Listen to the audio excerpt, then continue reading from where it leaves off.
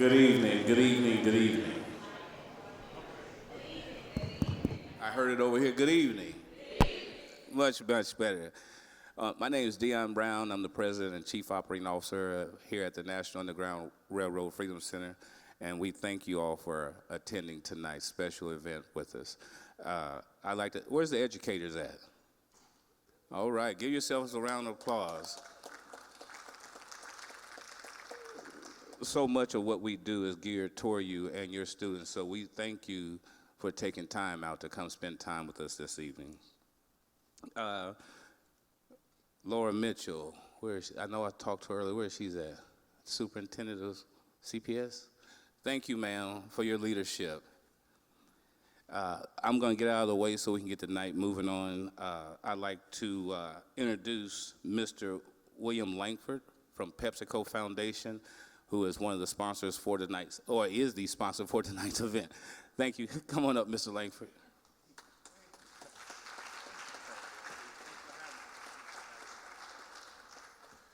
So good evening. How is everybody? All right, that's great. So I'm William Langford, and I'm William. I was trying to yell. I'm William Langford, and I represent PepsiCo. I've been with PepsiCo for 19 years, and I'm currently a vice president of sales working out of our Dallas office, and I'm joined by Jessica Webb, who works here, who's an account director working here in the Cincinnati marketplace. So for those of you guys who don't know, PepsiCo is a global company. We are operating 200 companies across the globe, a $63 billion company, and our business is primarily split into two global businesses. We have a foods business and we have a beverage business. In that foods business, it's primarily Quaker Oats, which I'm sure a lot of brands that are probably in your pantries today, as well as Frito-Lay, which I hope is in your pantry today. Okay, and then our beverage brands are Pepsi brands, which are Pepsi, Mountain Dew, Sierra Mist, to Tropicana brands, as well as our Gatorade brand. So that's the way the company is actually split. And as I said, we operate sort of across the globe. And in the U.S., our headquarters for the Frito-Lay business is in Dallas, and our headquarters for the beverage businesses is in White Plains, New York, and our headquarters for the Quaker, Tropicana, and Gatorade brands is actually in New York. So I just kind of wanted to get that out of the way to make sure you guys knew kind of who this guy was standing up in front of you. So as I said, I've been with PepsiCo for 19 years. I'm originally from Detroit, sort of born and raised in Detroit, which is the proud home of the Charles H. Wright Museum of African American History. And the only reason I mention that is because I got the opportunity to spend a lot of time at that museum through some work that PepsiCo did with that museum on a professional level as well as a personal level. And I feel at home in this wonderful edifice as well. And I just feel connected to the community already, although I just stepped in this building probably 30, 40 minutes ago.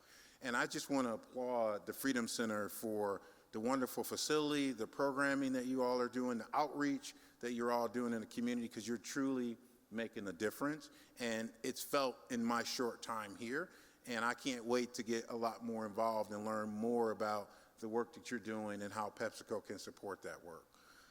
PepsiCo, we're committed to winning with purpose. Clearly, our first priority is to win in the marketplace, and that's really what we do, right? We focus on winning in the marketplace. But we do that, one, for shareholders, but more importantly, for the communities that we serve. We understand we have an obligation as a corporate citizen to help our communities grow and thrive, and we keep that at the very forefront of everything that we do. And having partnerships with the Freedom Center allows us to do that. So we believe, a lot of folks were thanking us for our partnership. I really want to thank our community partners for allowing us to be a part of the work that you do every single day, because you're truly making a difference in the community, which is really what this whole thing is all about. And PepsiCo is about how do we work to create stronger communities everywhere that we actually go out and do business. So I really just want to appreciate you all for inviting us to be a part of this. I want to thank you for our partnership, and I want to say that truly the pleasure is all PepsiCo. And you guys didn't come here to hear William Langford speak. You came to hear Mr. Shaun King speak, which is why I'm here. So I'm done. So thank you.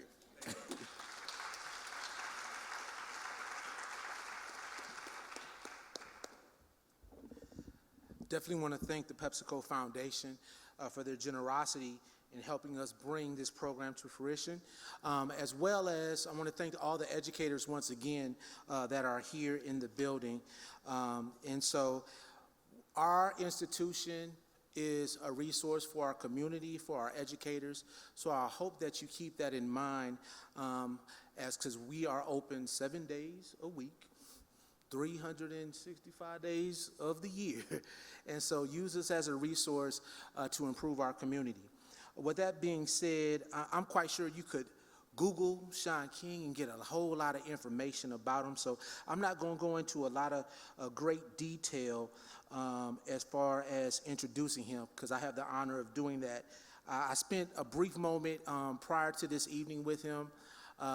He is a genuine, good brother that is engaged in not only the struggle that occurs today in regards to social justice, but I also was impressed by his passion for history. This was his first time in our museum, and I was amazed by how heartfelt he took many of our exhibits, as well as going into Men of Change and going into our slave pen. And so it was a great honor to tour you through our building. One of the things I will say in my introduction, as I said, you can look, someone said, or it says in his bio, that Shaun King reminds us that we can take whatever we do best, lobbying, speaking, litigating, organizing, writing, or more, and tilt the practice toward justice. And I think that's where we should be in the mindset. You as educators moving towards justice, you as a journalist moving towards justice, you as a museum professional like myself, taking initiatives to move towards justice. And so it's a great honor to have Mr. Shaun King here to challenge us and to inspire us. So if you please join me in giving a warm welcome to Shaun King.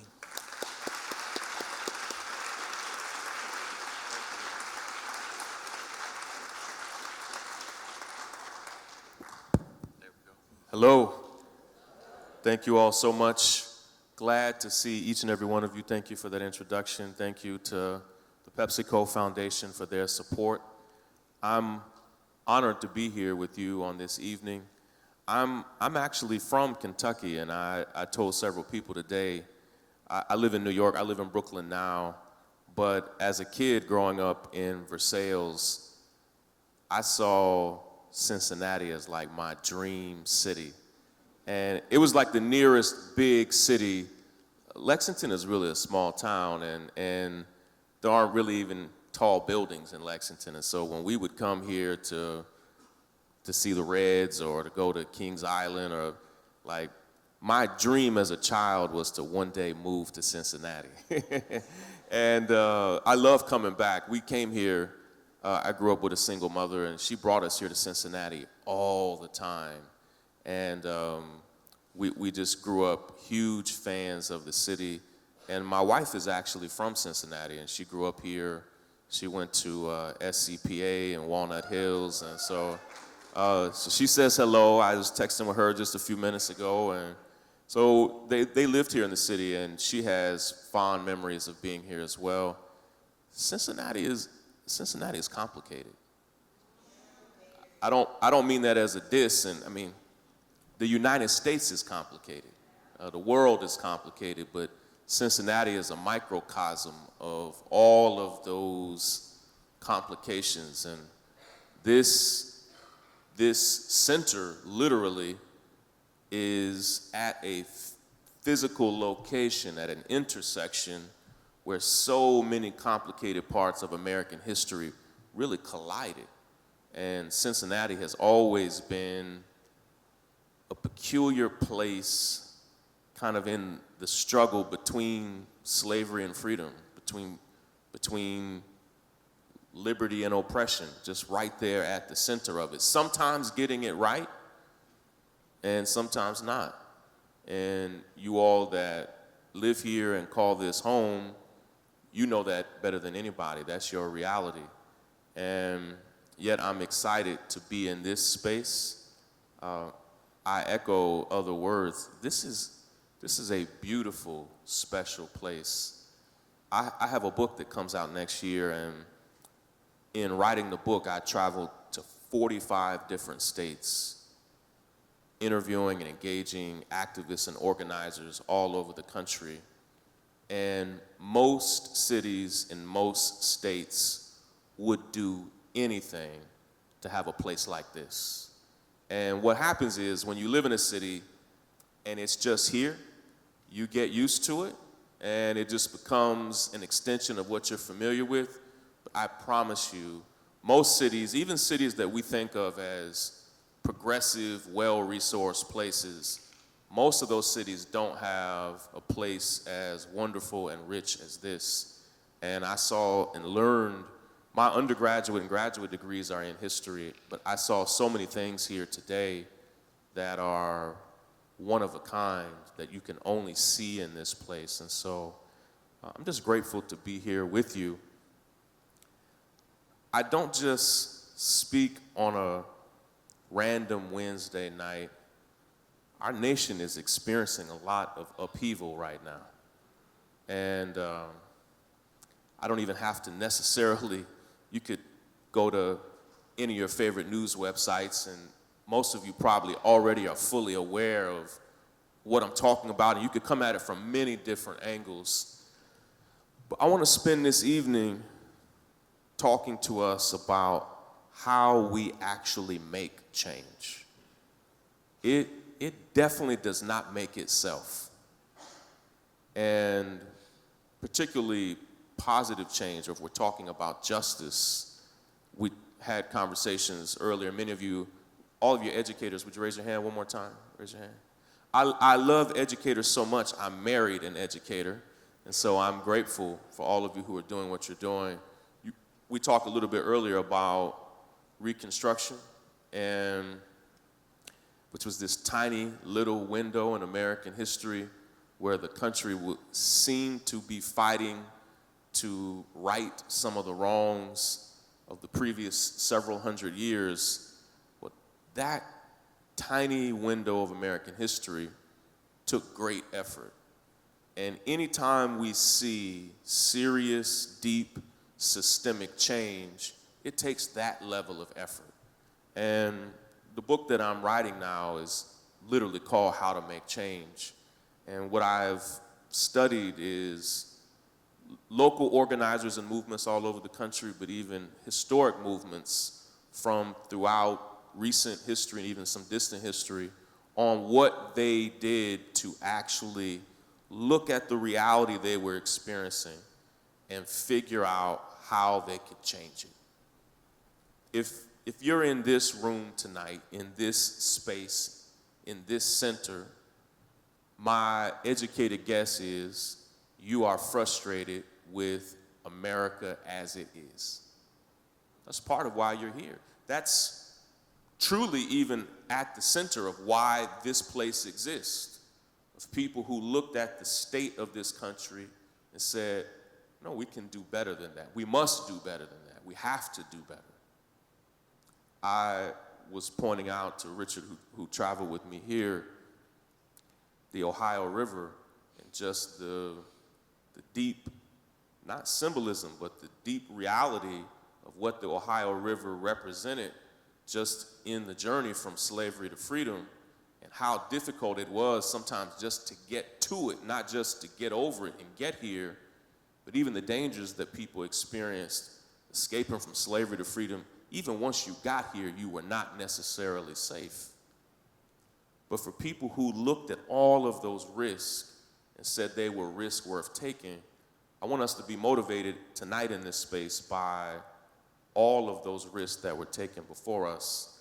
But I want to get specific about how I think we make change today, and then I hope to take some questions as well from you, and they could be directly related to some causes that you're concerned about, or even issues in your own classroom or in your school.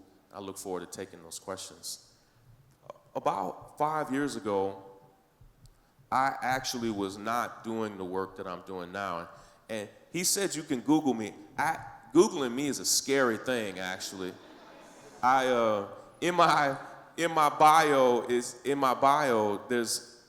it says in there that I was recognized by Time magazine as one of the 25 most influential people in the world on the internet. And that sounds really good until you look at the list, because like Donald Trump and Vladimir Putin are both also on that list. Really, legit. So I'm on the list, but I don't quite know how I feel about being on the list. So you can Google me, but that's a little dangerous nowadays. 5 years ago, I was doing something totally different. I lived in Southern California, and I was working for an environmental organization called Global Green, and it's an international environmental charity, and our American offices were in Los Angeles. And I was the director of communications for that charity. And our offices were just 2 blocks away from the Pacific Ocean, right there in Santa Monica. And when I would pull up in the morning, traffic in Los Angeles is horrible. And I would get there early in the morning, sometimes at 7 in the morning, so I could beat traffic. And in the morning, I could still hear the ocean just a few blocks away. And the work that I was doing there, it was good work. And many of you have probably had this moment. You may have had this moment this week, this year, where you looked at your life and you felt like, I'm doing some good in the world. But all of us have had the moment where you looked at your life and felt like, I just feel like I could be doing so much more. And that's where I was. Like I was doing some good in the world, and I was glad to have a job and to be able to provide for my family. But I got a Facebook message in July of 2014 that changed the entire trajectory of my life. And life is weird that way. Like I wonder, had I not gotten that message, or had I really didn't even use my Facebook Messenger like that, and like had I just not checked it, I wonder if so many things that came after that in my life would have happened. But on the afternoon of, I think it was July 17th of 2014, I was in my office, and I got a Facebook message from a friend of mine that I went to Morehouse College with. And when I was a student at Morehouse, I was very much an activist. I was student government president at Morehouse. I was very much a protester as well. When I was a student in 1999, there was a young man named Amadou Diallo, who many of you may remember that name, who was shot 41 times on the doorstep of his home in the Bronx in New York. And for many of us in 1999, you have to go back. There was no Twitter, there was no Facebook, there was no social media.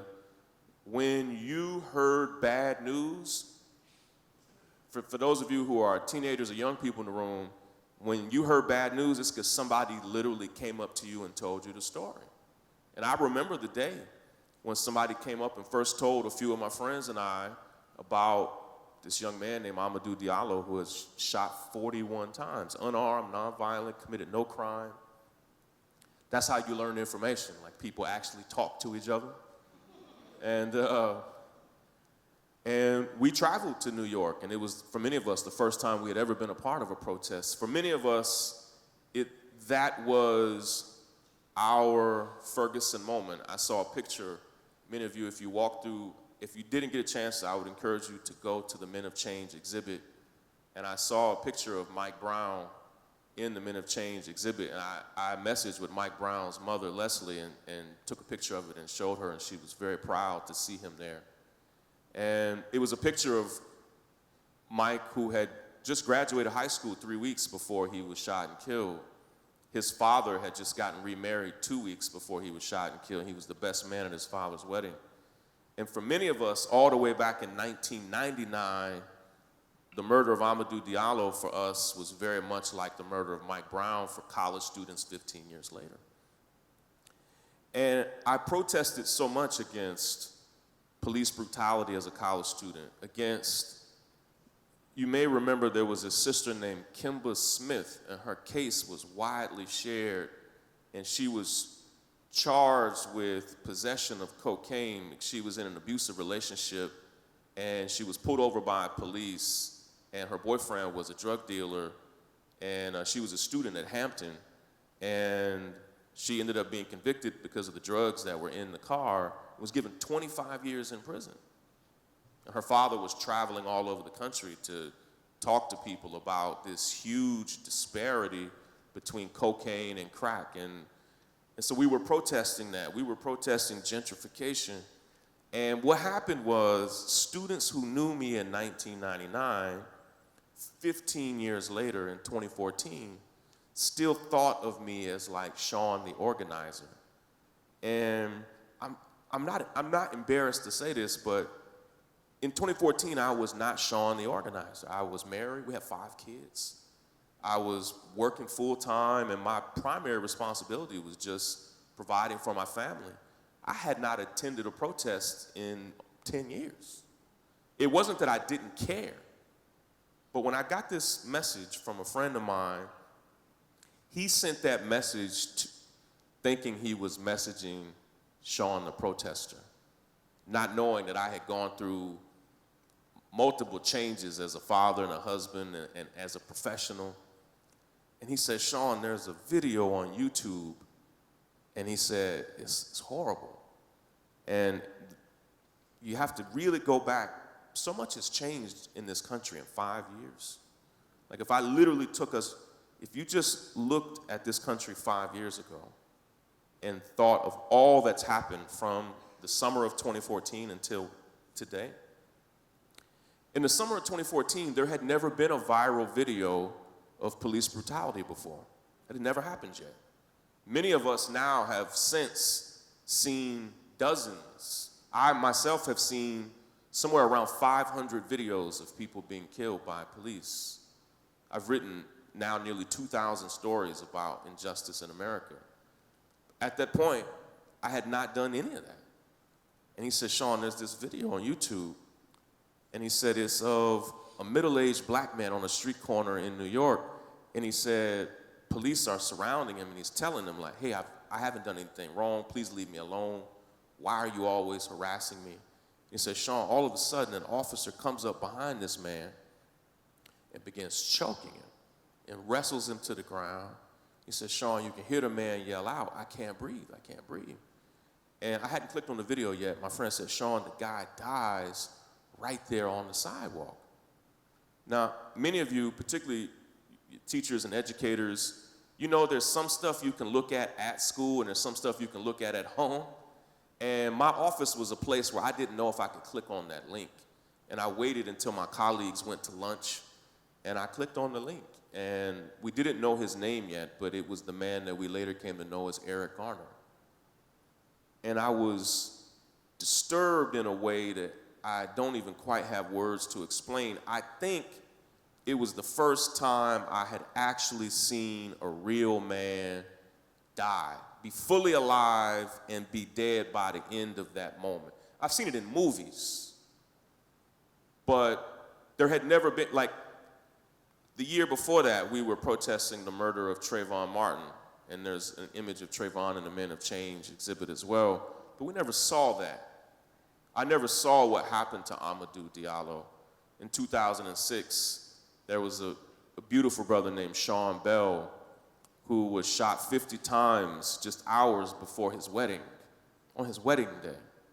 Unarmed, nonviolent, broke no rules, no laws, no policies. There's no video of it. We knew about it. But here I was looking at a man who was fully alive, and by the end of the video, he was dead. And it shook me up. And in that moment, I started deciding that I have to do something about this. And all I really knew to do at that moment was to figure out a way to share the video on Facebook and Twitter and other places, and to describe what I thought I was looking at. I knew what I was looking at was wrong. I just did a Google search, and I knew what I was looking at violated the policies of the NYPD, and I just started describing it in my own words. And I literally, from that day forward, I never worked another day again at Global Green. Now, they didn't fire me for like another 5 weeks. And they did let me go. That's why they paid me like basically 5 weeks of pay to write and organize. 2 weeks later, a young man in Ohio here, John Crawford, was shot and killed at a Walmart. The next day, there in Los Angeles, a young man named Ezell Ford was shot and killed by police. And then that weekend, Mike Brown was killed in Ferguson. And all at the same time, people were organizing around these brutal murders that took place here in Ohio and around the country. And they didn't have the nerve to let me go, but I stopped working. That was the last honest day's work I had for them. And many people made those decisions all over the country to leave their jobs.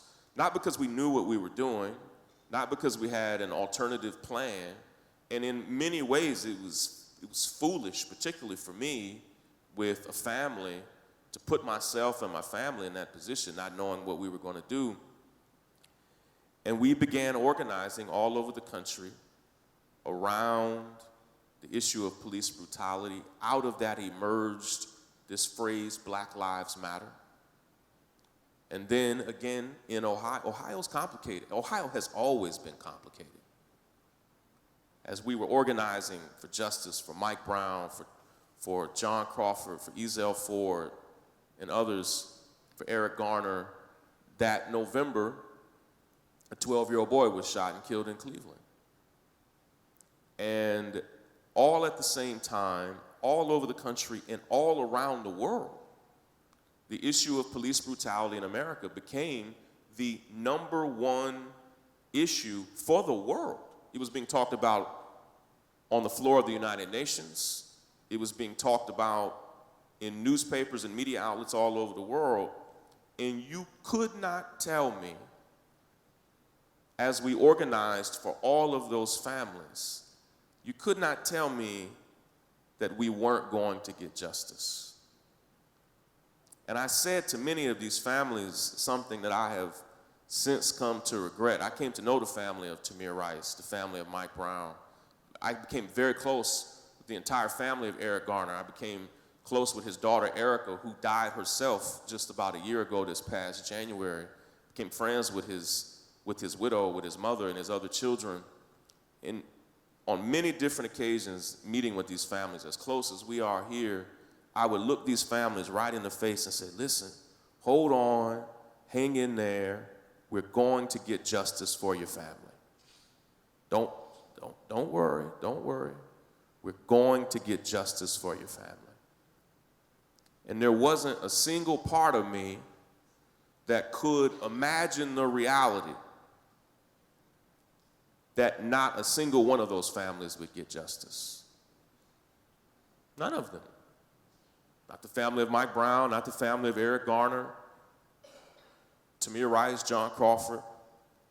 I continued telling families this in 2015. 2015, suddenly, a young man named Freddie Gray was arrested, fully alive and well, and by the time he got out of the vehicle, his spine had been severed. No justice. 3 months later, a young woman who had just moved from Chicago to rural Texas back to her alma mater, Prairie View A&M, was pulled over. I went to the campus and saw this. If you've never been to Prairie View A&M, Sandra Bland, when she was pulled over by police, she was still on the campus of Prairie View. And when she pulled her car over, she pulled it over as a courtesy for the police officer, who then said, I'm going to give you a ticket for not putting on your turn signal. Not for turning, just for getting over for him. Died in police custody, no justice in that case. In 2016, I came to know the families of Terrence Crutcher, who was shot and killed in Tulsa by a police officer, of Philando Castile, who worked in a school, who was and many of you who work in schools, each of you have a man or a staffer like Philando that you love and respect. Philando had memorized the food allergies. I don't mean he had a list. He had committed the food allergies of every student in the school. He had committed them all to memory. He knew every student in the school literally by name and would call them by name every day. He wasn't just a cafeteria supervisor. He was like a beloved staffer of the school. And each of you have someone like that. Philando had been pulled over by police in that county 87 times until they finally killed him. It's really a mathematical equation. If you get pulled over 87 times, there is a likelihood that eventually something's going to happen. And on the 88th time, he was killed. It was on Facebook Live. And you could not tell me that that family would be denied justice. It seemed like an open and shut case to me. So I said it. Hold on. Hang in there. We're going to get justice for your family. There was no justice for that family. And by about early 2017, after meeting with over 100 different families around the country who had suffered some type of horrible police violence, I hit a wall myself where I realized that I could no longer look a family in the face credibly and even tell them that they were going to get justice. Right now, literally just a few minutes ago, I'm messaging with the family and the attorney of Botham Jean, a young man who was shot and killed in his own home by a police officer in Dallas. We're thinking that there is a chance that they may get justice, but let me be real. What is justice? Justice would be him being alive right now. And so in 2017, I began going down a path of asking myself the question of how do we get justice? Because it wasn't that anything we were doing was wrong. And listen, Cincinnati is a city deeply familiar with injustice and police brutality. Many of you right now, some of these names and stories made it out of Cincinnati, but what I've learned is that every city has names that made it out of the city, but every city also has names that nobody outside of this city ever heard of that you know about. Very little justice in any of our cities. And it started me down a path of trying to figure out, how do we actually make change? And first I want to say that everything we're doing, we are right to do. We are right to protest. We are right to march. We are right to demonstrate.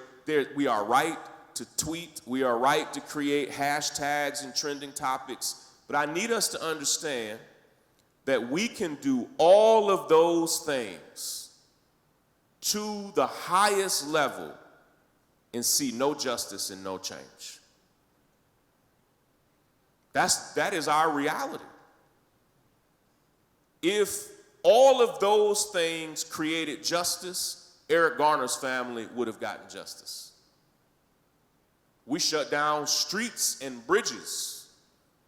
We shut down business and commerce in New York City. Athletes, including athletes for teams in this state, wore t-shirts saying, "I can't breathe." Like, if all of that alone was enough for justice, those families would have gotten it. It's not that any of that was wrong, it's just not enough. And I want to tell you the 4 things that I have found, and as I even walked around this center today, I saw these 4 things even at play all throughout the Underground Railroad, all throughout the fight against the institution of slavery in the United States and around the world, I saw these 4 things at work all throughout this center. There are 4 things that you need to make change. Now, what's so deceptive about the first one is that we always have it, and when you have it, it can make you think you're way closer to change, to justice, than you really are.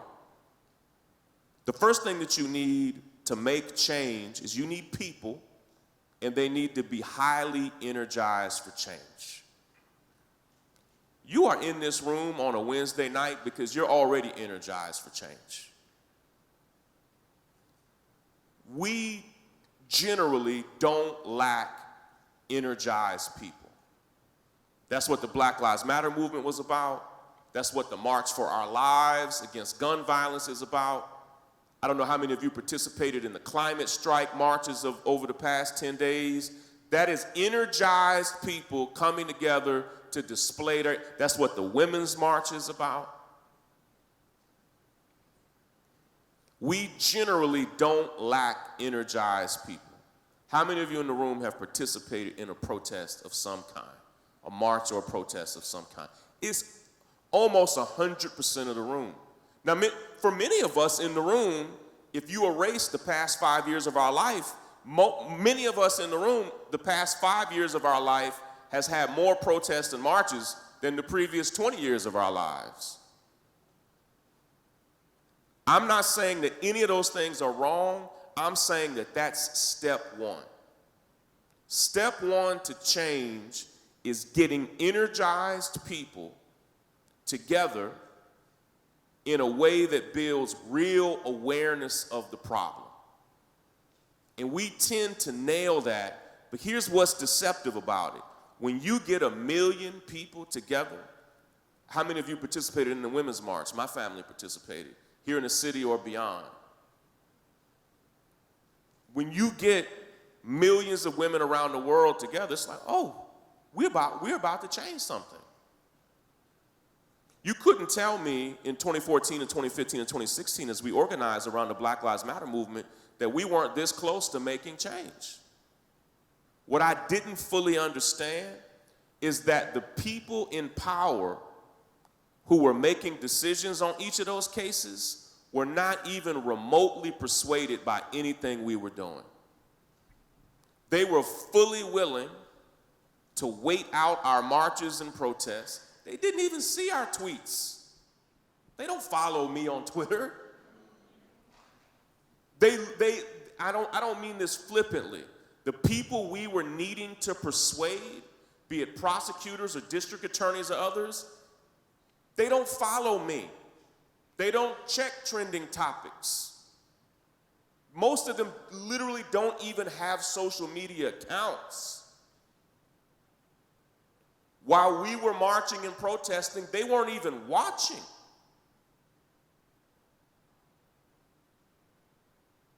Most of the benefit of energized people, most of those benefits are internal. Is it gives you the feeling we can do something.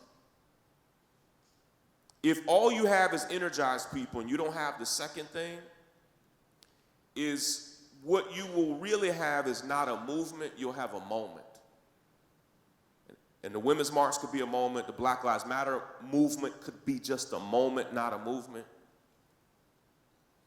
The second thing you need energized people. The second thing you need organized people. Now, our problem is we are often highly energized, but very loosely organized. And many people want to say that the answer is to bring the energy down. That's not the answer. The answer is to take the quality of our organization up significantly, the depth of our organization, the sophistication of our organization.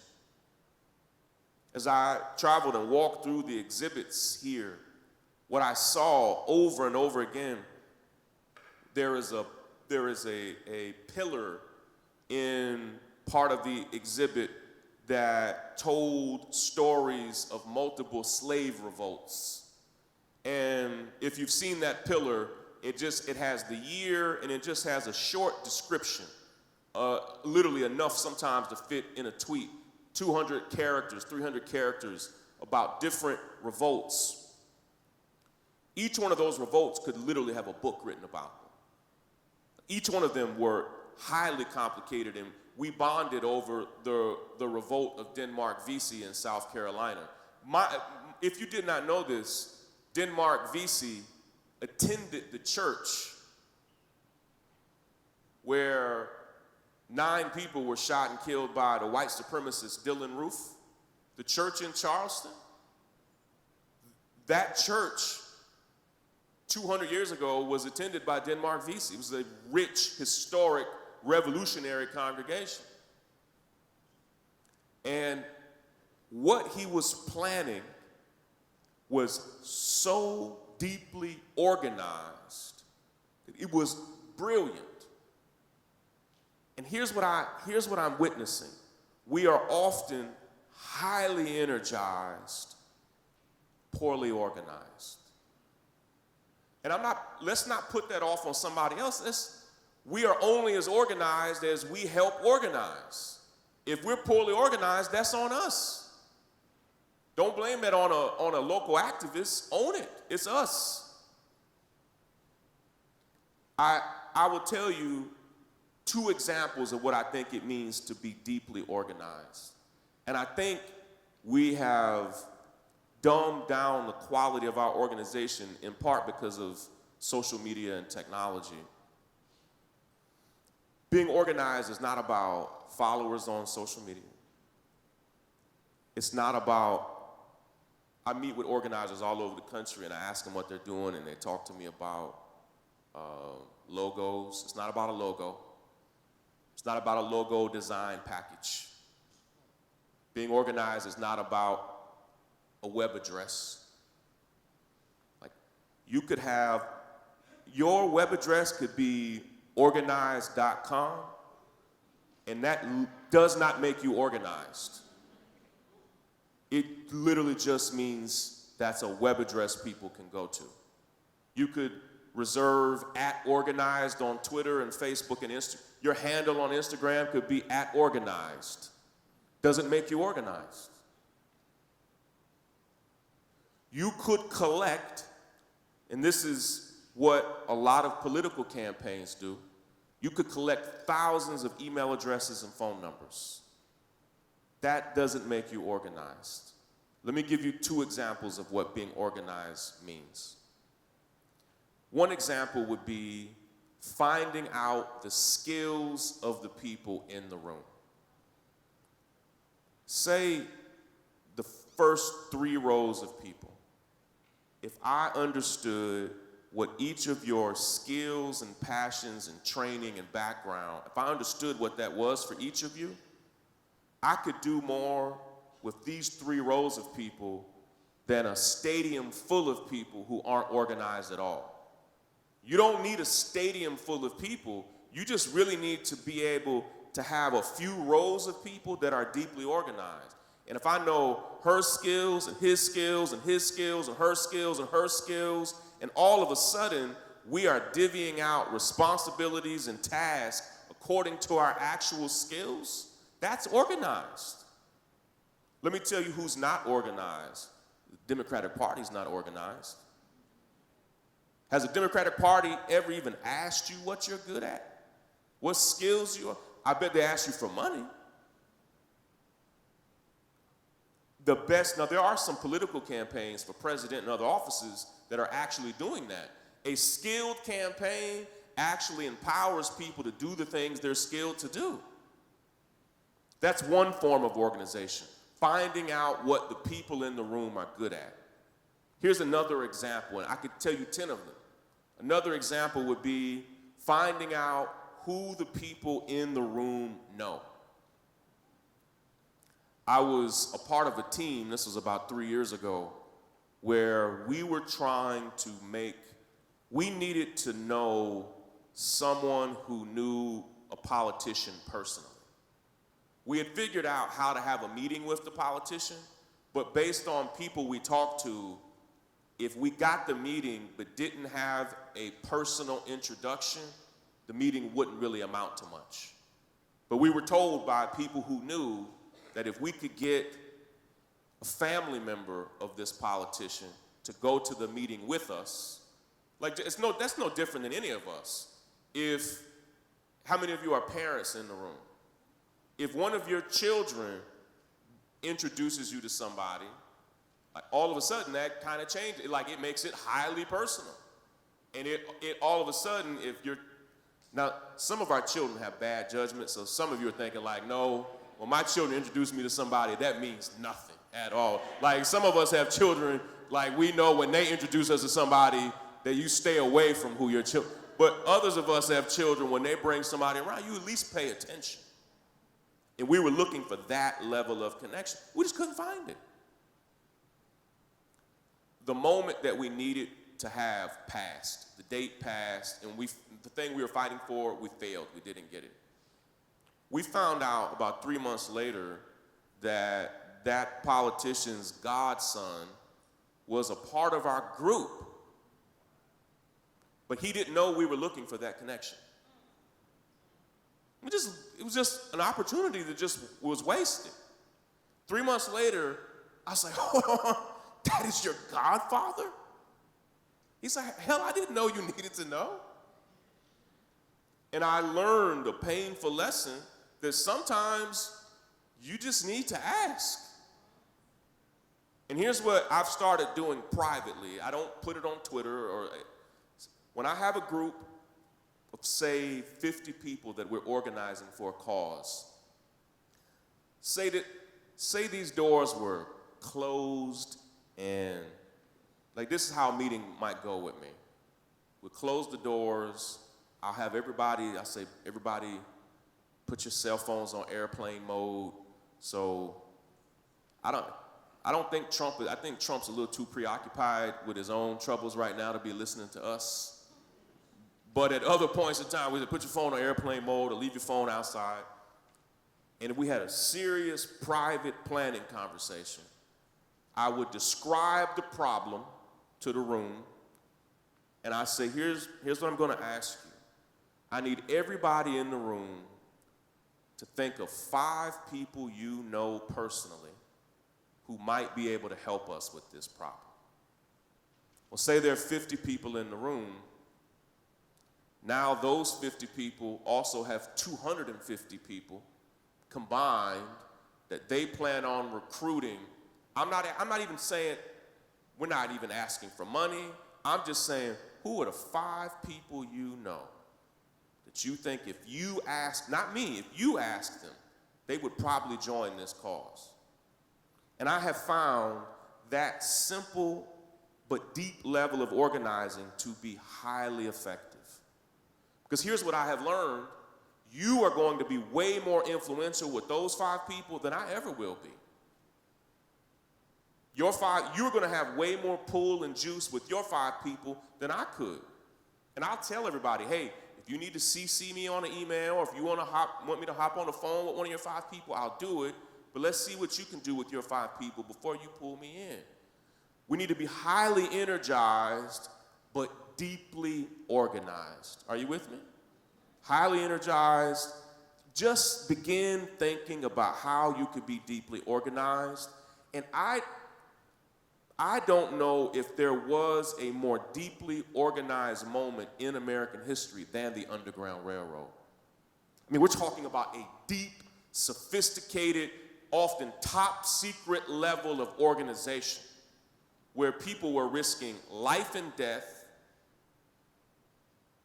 standing between literal freedom and slavery to participate in such a venture. It was deeply organized. If you are highly energized and deeply organized, you will start to really see how you can change the world. If you get this third thing in place, you will begin making change. And it has been the difference that I have seen as I have met with organizers and activists of all types, all over the country and all around the world. If you just have one of the first three things, you won't make change. It won't happen. Not by accident, not by fluke, it won't happen. No matter if you are just highly energized but not deeply organized, or if you're just deeply organized but there's no energy or momentum, it won't happen. It won't. If you have those first two things and you add this third layer, you will begin making change. Highly energized people, deeply organized people, you need a plan, this is number 3, as sophisticated as the problem you're trying to solve. Now, one of the most heartbreaking conversations that I've had as I've traveled the country is a conversation that I first had in Charlottesville soon after there was a white supremacist march there that took place in August 2 years ago. And I traveled there just a few months later and met with local organizers and activists who, if you've never been to Charlottesville, it's a small town. It's not a big city. And I met with organizers and activists there, and I asked them one question. And they were the first groups of people, rather, to answer it this way. And since I've probably had 100 groups give me the same answer. I asked an open-ended question. Share with me your plan to solve or address the problems that we just talked about. And what I have heard over and over and over again is heartbreaking because it's personal. When I would ask people to share with me their plan for change, 9 times out of 10, they will repeat back to me a beautiful, painful, expert-level description of the problem. And they can tell me the people who are a part of the problem. They can tell me the policies that are a part of the problem. They can tell me the consequences as a result of the problem. And they will do it in a way that's masterful. In great part because they live with the problem every single day. And that's all of us in the room. Most of us in the room are masters of our problems and amateurs at creating plans to solve them. Because the problems are heavy and they're real and you are experiencing it right now. As an educator, you don't have a break to break away to create sometimes meticulous plans to solve the problem. You have to get right back to work every single day. And what I realized is that we are experts in our problems and have spent so little time, often because we hardly have it, because of our responsibilities, because of everything that we're facing. I describe it like this. It's hard to create plans when your house is on fire. Like, think of that in the literal sense. Think if your literal house was on fire, and in that moment, you needed to create some masterful plan that addressed a problem other than your house being on fire. That's kind of what we face every single day as we experience so many painful problems. It is hard to even have the mental and emotional energy to create the plans. Often what I have found is that some of the people who are expected to make the plans are the people who are suffering in that. So say a family who's just experienced police brutality is in the crisis of grief and trauma. They eventually need to be a part of creating the plan. It is hard to create a plan when your husband was just choked to death, when your son was just shot to death and left on the hot concrete for 5 hours for the whole world to see. Now create a plan for that. It's an impossible scenario to put people in. And the result is we are often energized and organized, but our plans, sometimes you could write our plans on the back of a napkin.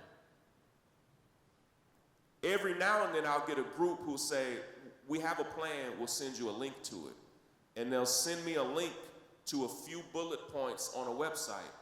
And listen, that is progress over what I often see. What I have come to understand is we are facing very complicated problems. This center, in many ways, also tells the early story of how mass incarceration was created. Slavery was just a prelude to mass incarceration. One system was built on top of the other. Our current system of mass incarceration, I was a fellow at Harvard Law School, and I asked one of the professors, how many laws do we have in this country? And they told me something that I'll never forget. They said, Shaun, legal scholars lost count of the number of laws in this country about 30 years ago. But it's in the millions. This country has millions of laws, more than any country in the world. We say that we have 2.5 million people in jail, but over the course of any given year in this country, about 10 million people are incarcerated, which is more than any country in the world. We have more people per capita incarcerated than any country in the world, and we have more people incarcerated than any country in the world. About 4 people are killed by police every single day in this country. There are at least 100 countries that did not have a single person killed by police last year. Not one person.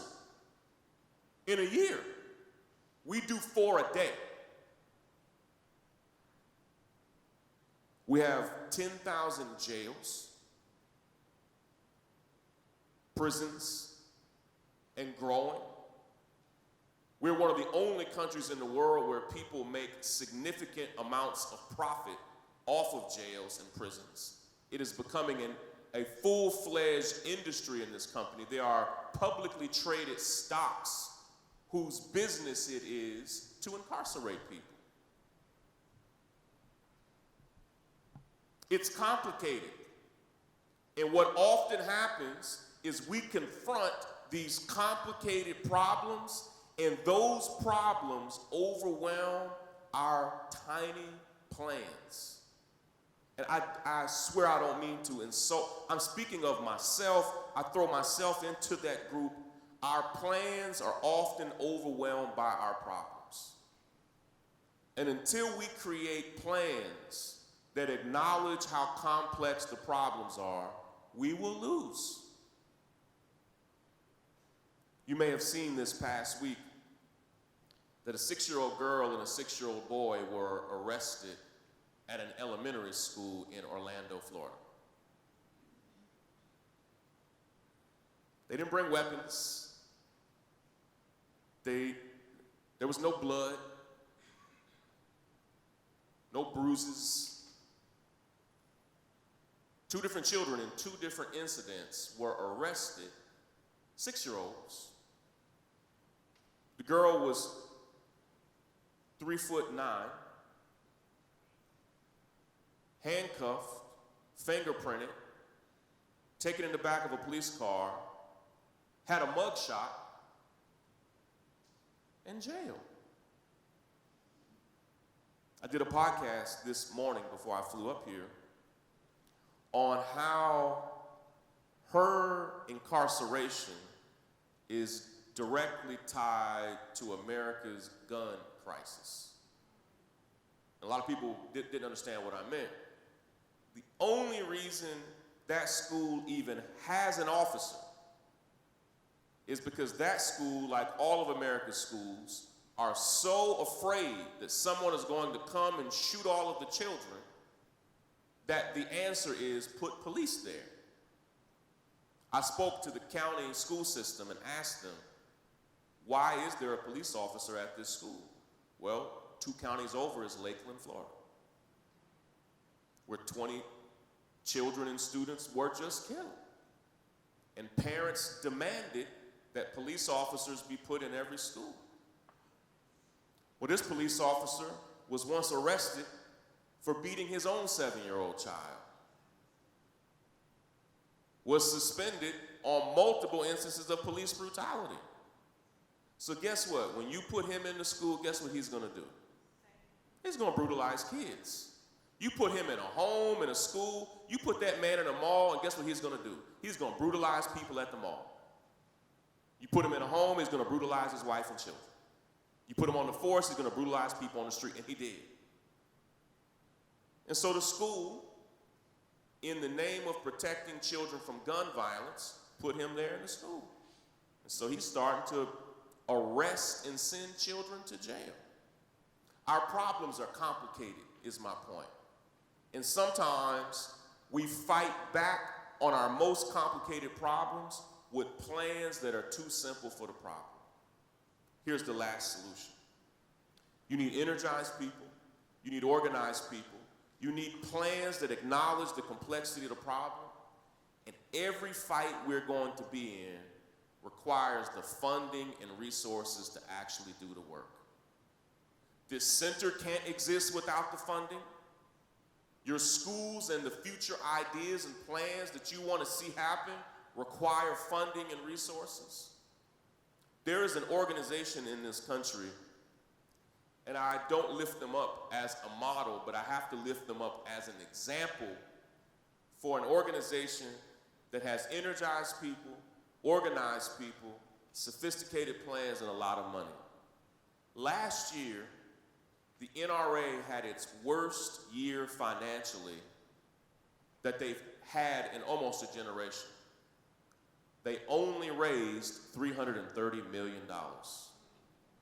That was an off year for them. Let me do the math for that. That is $28 million a month. That's $900,000 a day. By the time you have lunch, they spent $300,000 that day. Every day. $330 million was an off year for them. And let me explain, because they are highly energized. We underestimate the depth of their organization, the sophistication of their plans. Let me explain to you that they are using that $330 million not to make change, they're using it to block change. And guess what? It works. It's hard because we now have short-term memory, I think. Do you remember just a few years ago that a man took enough weapons for a small army into a hotel in Las Vegas? The staff of the hotel unknowingly helped him take everything up to his room. He had carts and carts and carts of assault rifles in bags, long-range rifles, and they helped him take them up to the room not knowing what they were doing. He had thousands upon thousands of rounds of ammunition. He proceeded to shoot out the window and shot nearly 500 people in the largest single mass shooting in modern American history. Unheard of.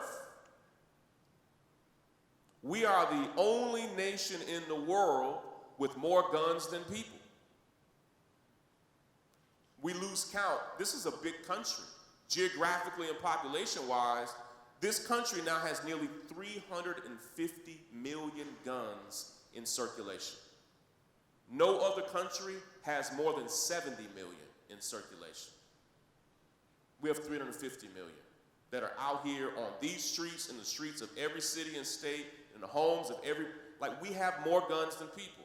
That we have about 110 guns per every 100 people. There's not another country in the world that has 100 guns per 100 people, not 90, not 80, not 70, not 60. The next country on the list, we have 110 guns per 100 people. The next is Yemen, which is currently in one of the most devastating, destructive civil wars in the world. They are experiencing a famine. The next country it's the United States, and then go all the way, cut in half the number of guns per people, is Yemen, a country in civil war. So guess what? Last year was the deadliest year for gun violence in the history of this country, where over 40,000 people were shot and killed. Of course they were, because we have more guns than people. And people can say all they want with their catchphrases, guns don't kill people, people kill people. Listen, that sounds cute, but when you have 350 million guns in circulation, every now and then somebody's going to get one and they're going to do what we see being done all over our country. And there is an organization that is so amazingly good at what they do that they make sure that even in the shadows of the worst mass shootings we've ever seen, they make sure that not a damn thing happens. Because they are energized, organized, with sophisticated plans and a whole lot of money. I'll close with this thought. Here's why I still have hope. When I look at our worst problems, be it with police brutality or mass incarceration or civil rights or human rights or climate change or health care, whatever it is, whatever the problem is for you, when I look at those problems, for most of our problems, we have not thrown energized people, organized people, sophisticated plans, and a whole lot of money at those problems all at the same time. I don't think our worst problems have seen our best work. I just don't think they have. Our best organizations on all of our worst issues raise about 10% of what the NRA raises every year. And we get about 10% of what they get. The leading civil rights organizations in the country raise 10% or less than that. And that's about what we get. About 10% of the results. Certainly get about 10% of the politicians. We have not thrown our best work at our worst problems. And I believe, I do, that when we do, we will see change. We've seen it before. This country, this state has stared down some of the worst problems that we could ever imagine and won. It was ugly, it was hard, it was difficult, but won. And I believe we could do it again. I think we have time for at least a few questions. I'd love to be able to facilitate a few of them. Please, if you have some, if you raise your hands, I'd be glad to take them. Thank you.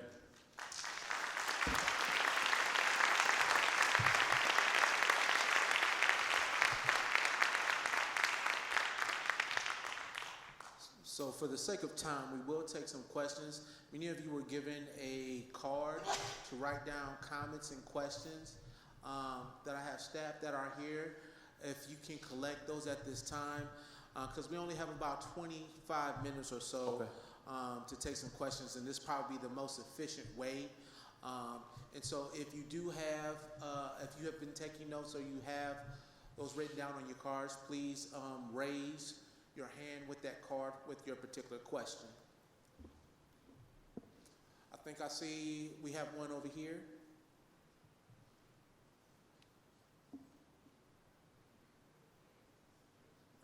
And while that's being collected, can we give Shaun King another round of applause, please? Thank you.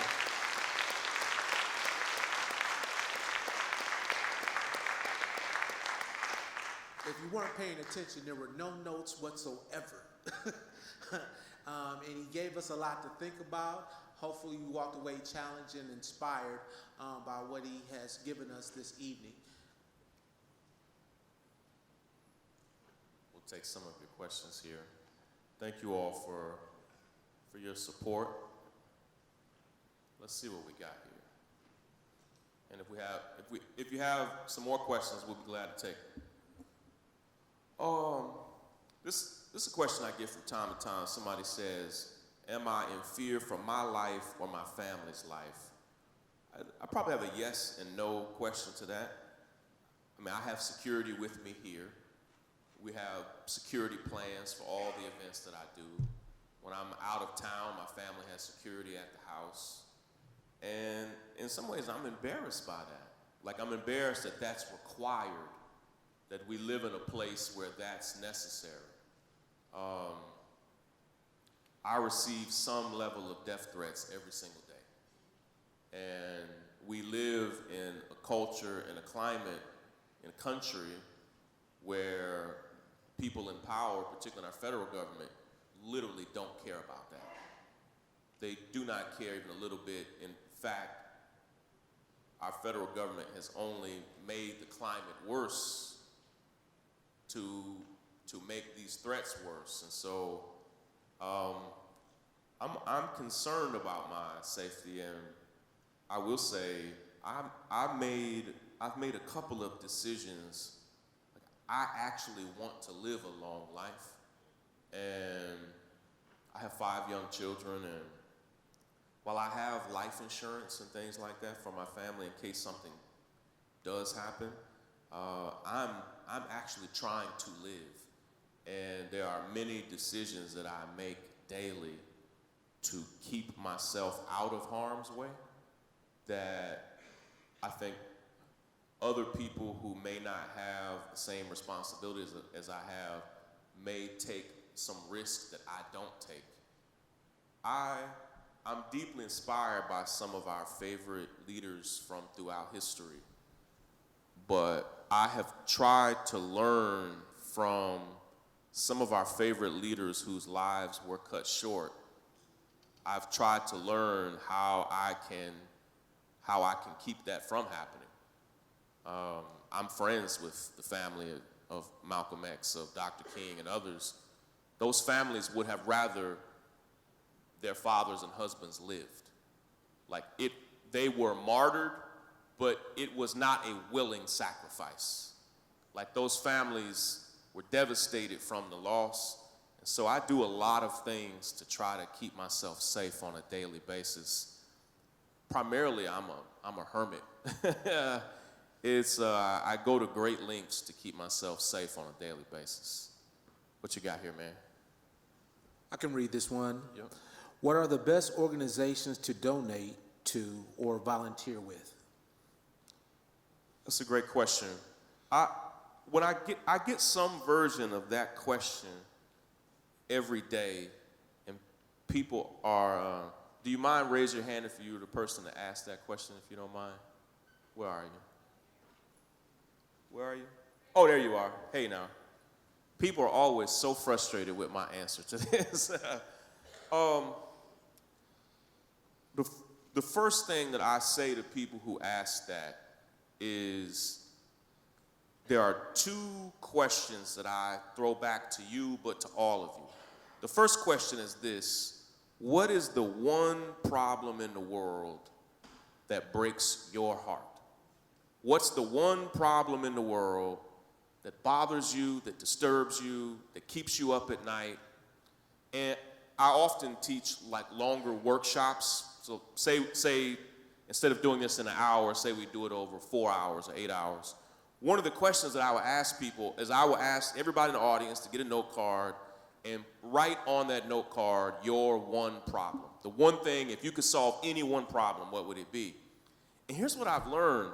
Most people in the room mistakenly thought that we all had the same answer. And what I've come to understand is that the problem that breaks my heart is as unique to me as my fingerprint. And I'm not just speaking to you, but I'm speaking to all of you. I don't need my problem to be your problem.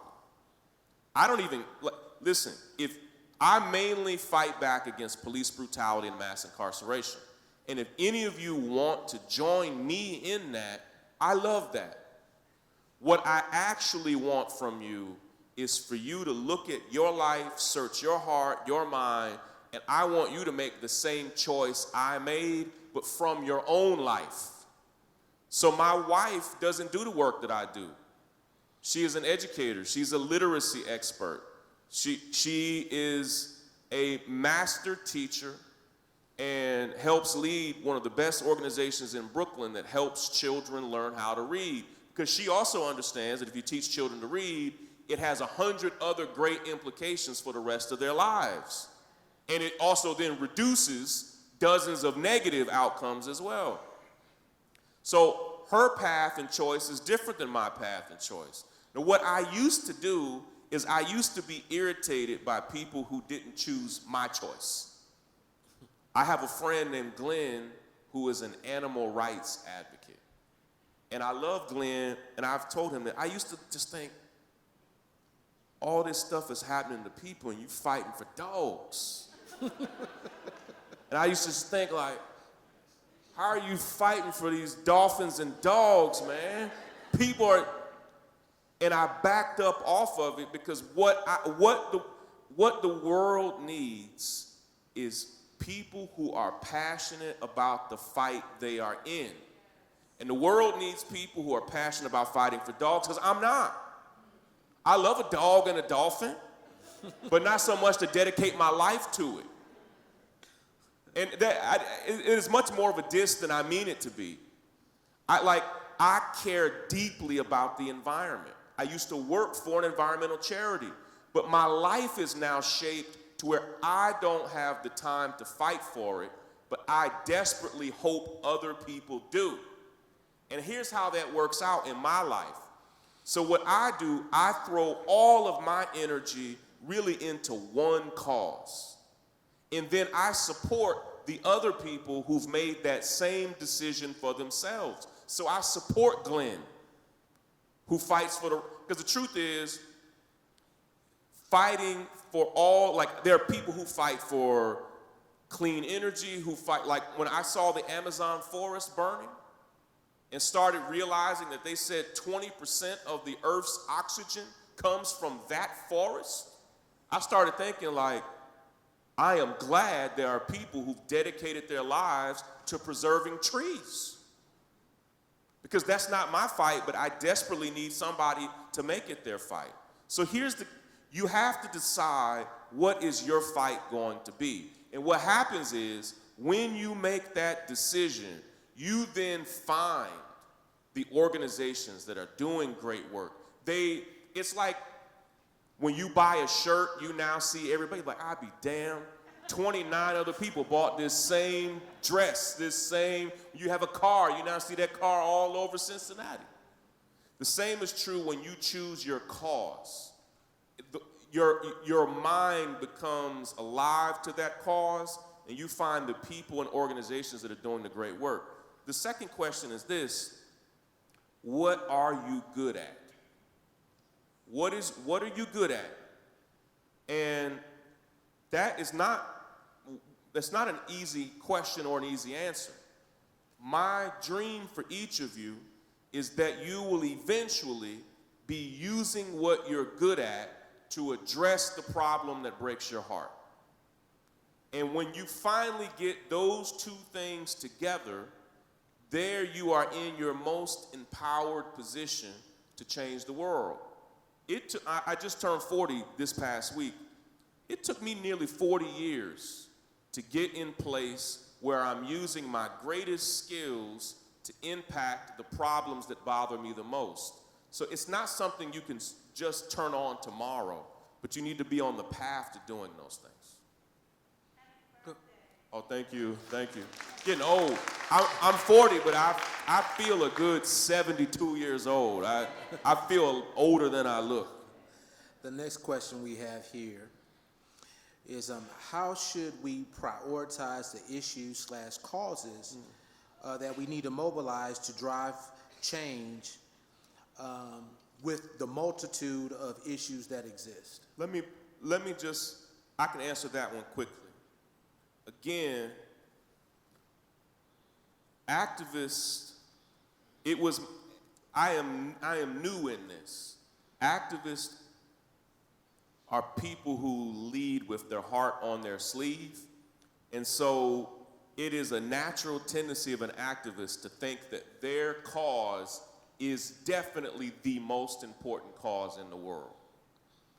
And what I'm saying is, how you prioritize, because I spoke at Bates College in Maine last year, and I had a young African student from Somalia who came up to me, and she had on a hijab, and she heard me say what I just said to you about pick your one issue.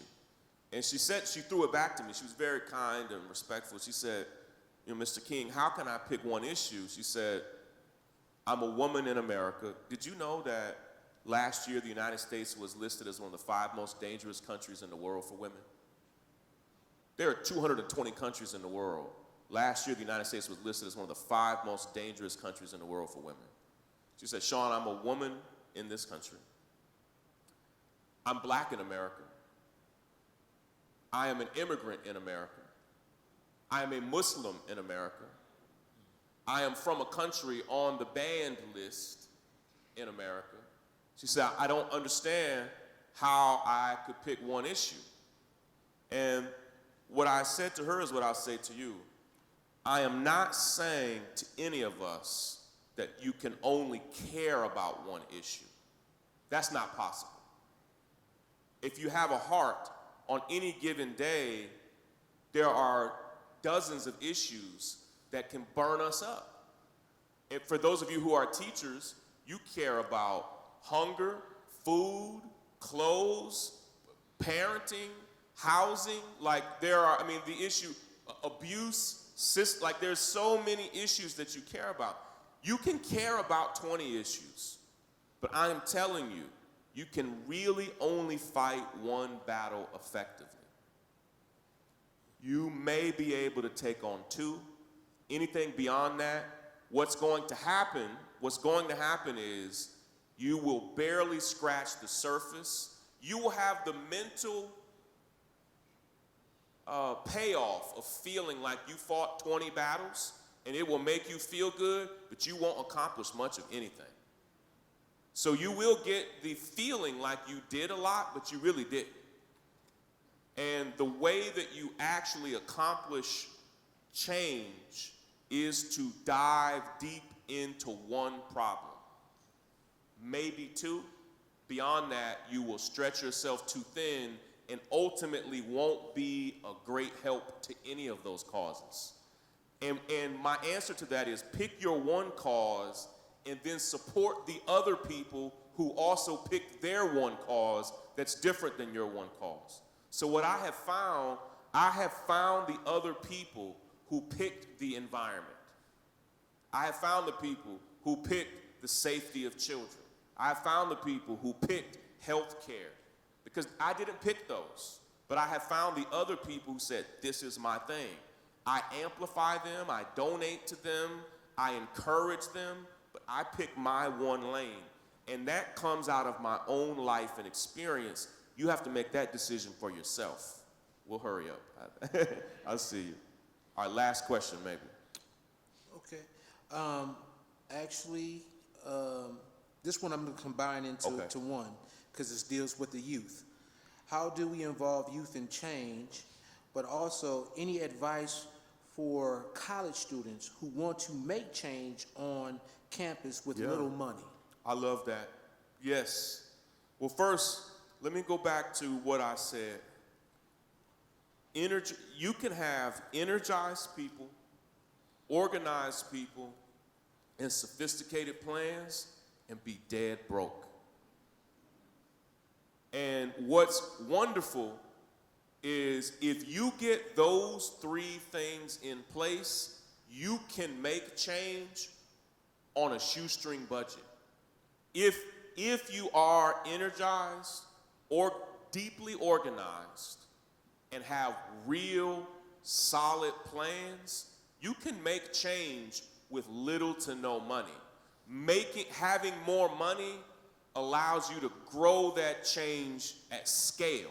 And so if you're a college student, here would be my advice to you, and I have traveled and spoken on nearly 200 college campuses all over the country. I would pick a single policy as a target that you wanted to change and go deep on that policy. Now, again, you may say, but Shaun, there are 10 policies. You may have 10 in mind, but I would focus on one policy or one idea that you want to see happen. What I often see on college campuses is students worried about getting more people to turn out. And I'll give you an example of advice that I gave. How many of you are college students in the room today? Are any college students? So where are you? Did you ask this question? Somebody asked, well, okay. This is something you could advise other college students in your life. The college students were a part of a black student organization, and they had an annual budget. And that's one way to use if you have energized students, organized students, and sophisticated plans, you can often partner with organizations on campus with whatever budget they have. Well, they wanted to bring in a brilliant professor for a big event on campus, but they were afraid if they brought this professor in that nobody would show up. So here was my advice to them. How about the organization had like 40 students. What if you asked that professor if she would come and just spend the whole day with the 40 of you? Forget the crowd. Don't even make the event public, where she comes in and speaks for 35 minutes to 1,000 people. What if she comes in and spends 5 hours just with you? And they said, can we do that? I said, well, why don't you email her team and ask? And she loved the invitation. She got paid the same, didn't have the burden of having to speak in front of an audience, which is pressure to anybody. And instead, she just met with those 40 students. Instead of speaking for 45 minutes, she met with them for half the day and changed their lives. Sometimes, and this is for college students and adults alike, sometimes we have to forget about the people who didn't show up and just figure out, how do we go deep with the people who are here? And they did that, and it changed all 40 of them forever. And what I need all of you to understand is, it doesn't matter if it's a march, if it's an organization, do not worry about who's not there, so much so that you miss developing who is there. Like, my hope is today is a day I'm away from my family and away from my kids. When I come to a place like this, I swear I don't see empty seats. I see you. And my goal is for you to leave here thinking, oh, okay, I have a better idea of some things I can act on and use. I'll close I'm a parent to 5 children. Our kids are in elementary school, middle school, high school, and college. So we have kids now at every phase of childhood. And somebody say, wow. Yeah. If I showed you my bank app, you'd really say, it's killing me. I'm at that weird phase where we have one daughter in college and another one's about to go to college. And then we may have a moment where we have 3 kids in college. And then somebody asked about my safety. I literally thought, I said, damn, it may be better for my family if I die, that we at least would have money to fund all. I know that's a very morbid joke, but when you have 5 kids, those are the weird thoughts you have. And some of you are like, whew, it's a lot. My wife and I have learned this in a lot of ways, and we share this with other families, and we'll close with this, and thank you all for being active, engaged listeners all night. We don't expose all 5 of our children to the same levels of information. That is a very serious mistake. And for any of you who know about the developmental psychology of children, young children, so for instance, our 6-year-old doesn't even really understand what I do. And when I say on a day where I have to travel and meet a family whose loved one was just shot and killed by police, we don't tell her that. My 10-year-old doesn't even know that I'm doing that. My 10-year-old knows that Dad helps people and fights for civil rights, but we expose on a kind of graduating scale. We don't expose anybody telling you, oh, you got to expose them. No, there's so much in the world that already teaches our kids the worst things about themselves that they don't need to be watching. When I'm in the car alone, I put it on the news. When they get in the car, I put it on music. They don't need to hear the news. They don't need to all be exposed to the same levels of information. Because here's what studies show. When you tell a kid, even as young as 12 or 13, about a case of police violence, they will immediately begin thinking it's going to happen to them. They don't yet, their brains have not fully developed in a way to completely understand it. Now, some of your 12 and 13-year-olds may be different. Now, my son, who just turned 13, he's a very sensitive boy. So I expose him to more than I do my 10-year-old or my 6-year-old, but still I'm very careful with it.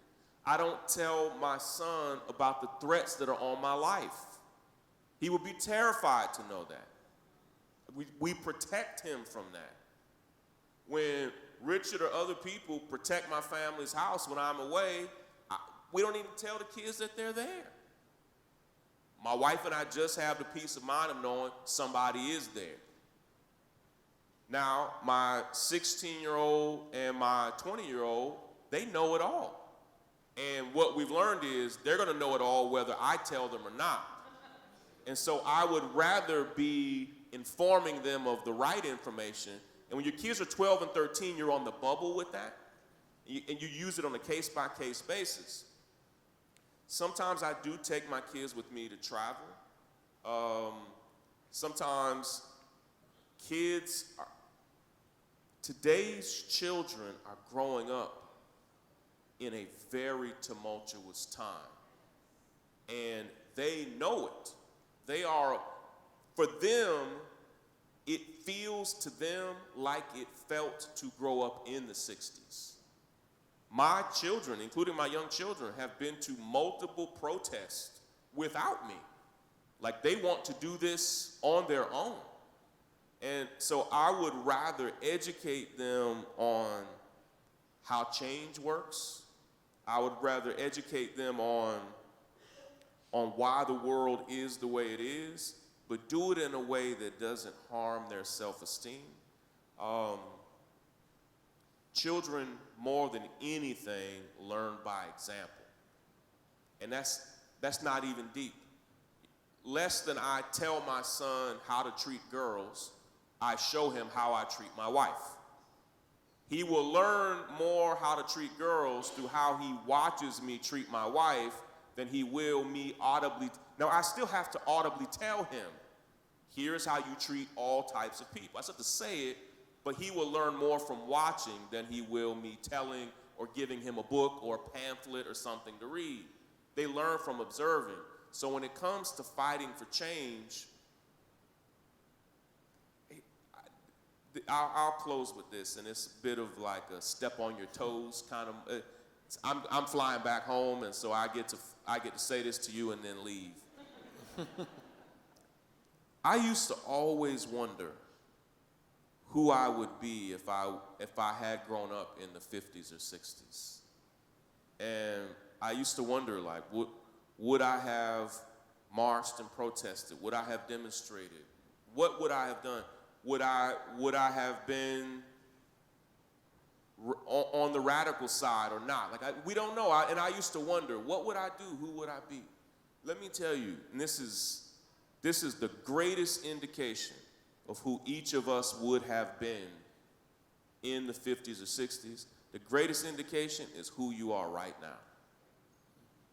The most educated guess of who you would have been in the 50s or 60s is who you are right now. Because if right now you are doing nothing or next to nothing about civil rights and human rights, you would have been like most of the people in the 50s or 60s who also, most people in the 50s or 60s did not march and protest. Everybody says they marched with Dr. King, and they're all lying. Because I've seen the marches and protests, and there were hundreds, sometimes thousands, but a few million people swear they were with him all the way. Who you would have been back then, the greatest indication is who you are right now. So I want you, when you look back on this moment, I want you to have the peace of mind of knowing you laid it all on the line. Listen, sometimes we're going to swing and miss. Sometimes we're going to try something and fail. Sometimes we're going to vote for a candidate who loses. Sometimes we're going to march for something, for justice, and we don't get it. But at least you will have the peace of mind of knowing you were in the fight. And you will have the peace of mind of knowing that your children and the other children in your world and around you knew. Like, it's a powerful thing for those of you who are educators. It's a powerful thing for your kids to know, oh, she was at the march. Like, they will never forget that. Like, I remember when I was a student, a kid, and I would see my teachers at the grocery store. I was like, what? She buys groceries? Like, because to kids, you only exist in the classroom, and I would see them in society, like out in society, and we're like, wow, like you see them at a restaurant, it's a big deal. Let them see you at a march. Tell them, yeah, I'm doing this demonstration today. If any of the families want to go with me, you're free to meet me out there. They'll never forget that. So lead by example. Listen, I love you all. I love Cincinnati. It's one of my favorite cities. Listen, I know La Rosa's and Skyline and Gold Star and, you know, I grew up, we had season passes to Kings Island. I grew up at Kings Island. And so, you know, I was a fan of like Eric Davis and the Reds. Like, that was my Red squad back then. And Ickey Woods and the Ickey Shuffle and all of that, for those of you who are old enough to even know what that means. But I love this city. I love you all. Thank you all for welcoming me and having me. God bless you.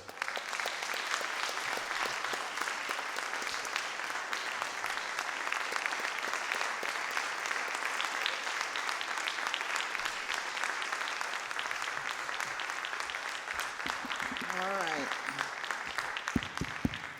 Well, first of all, thank you all for coming out tonight. I'm so glad that Shaun King left it off with who you are right now, because that has been a question that I've often asked or told people as well, or in a response that I've often told people as well in regards to when they say that they would have been out on the front lines during the 50s and 60s.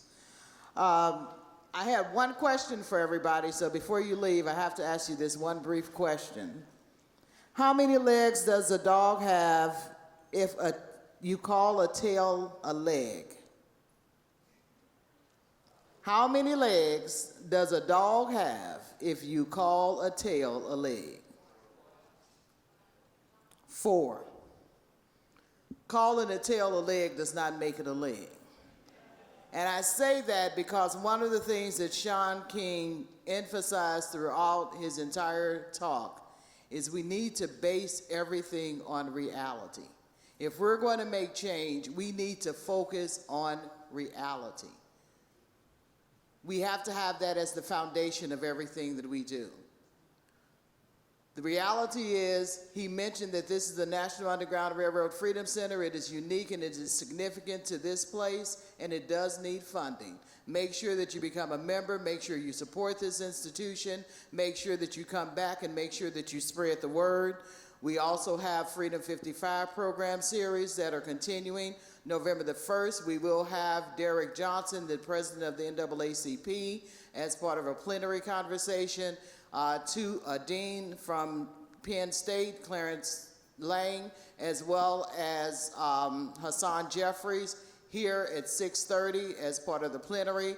We will have a full day of panel discussions on November the 2nd, and then that evening we'll have Rena Evers-Everett, the daughter of Medgar and Merle Evers, as well as Lisa McNair, the sister of Denise McNair, who was killed in the 16th Street Church bombing. So make sure that you check us out on our Facebook page, like us on Facebook, check us out on our website, as well as become a member of the National Underground Railroad Freedom Center. You will receive notifications of all of our programs. Once again, thank you all for coming out, and please continue to support us.